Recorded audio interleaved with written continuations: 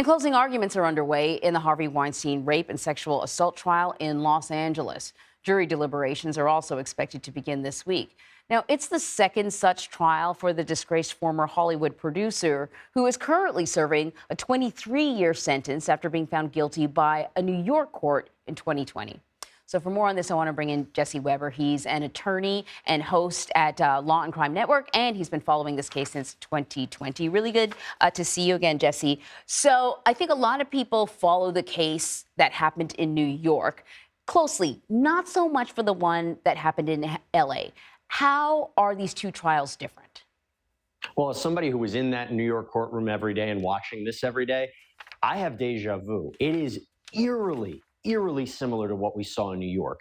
You have multiple women who are testifying against Harvey Weinstein. And remember, not only the four accusers, but also other supporting witnesses, other women who are testifying to uncharged conduct. That's allowed because they're basically there to support what the accusers are testifying to. And I have to tell you, just listening to this harrowing testimony and these graphic details, it's eerily similar to what we heard, this pattern of abuse by Harvey Weinstein to use hotel rooms and manipulation and the guise of I'm going to make you famous or I want to know what this business meeting's about to really have his way is just exactly what we heard in New York, but also the same thing from the defense. They haven't changed their strategy. Yes, he has different lawyers here, but what are they doing? They're basically attacking the credibility of these women. They're calling witnesses to rebut the credibility of these women, and also suggesting that their behavior after these alleged assaults is incompatible with somebody who was abused. Now, what do we know?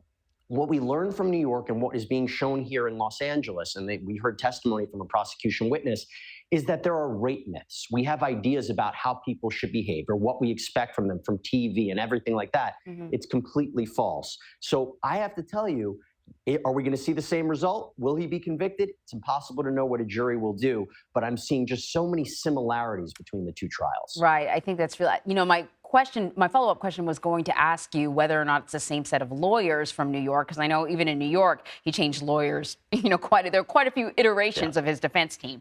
And you say they're different, but I guess, the argument to defend him, they don't have many options. So then that being said, so many similarities, but was there anything that surprised you at all during the trial?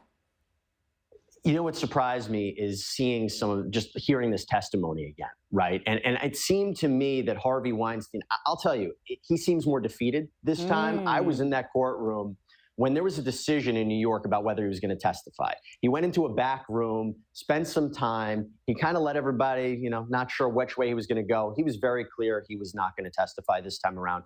He is not the same man that he was in 2020. We can't forget, he was convicted in New York, 23-year prison sentence. I know that that case is up on appeal. Could it be overturned? Sure. We've seen things happen. Look what happened to Bill Cosby.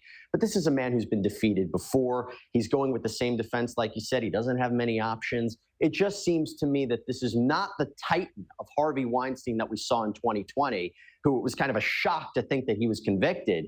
Here, I think if he is convicted again, a lot of people will say, not a big surprise.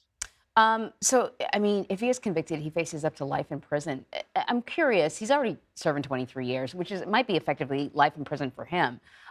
What would have to be proven, though, for him to receive the harshest punishment?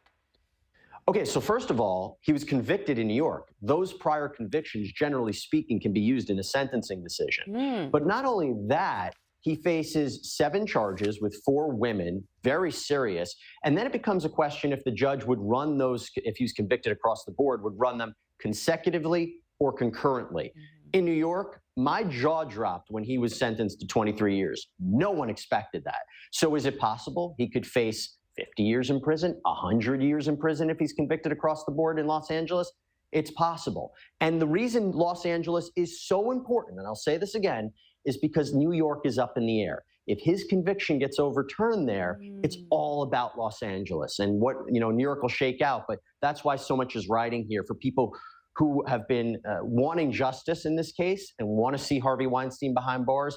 That's why Los Angeles is so important. Oh, that's really interesting. Jesse Weber, thank you very much. Thank you. Good seeing you.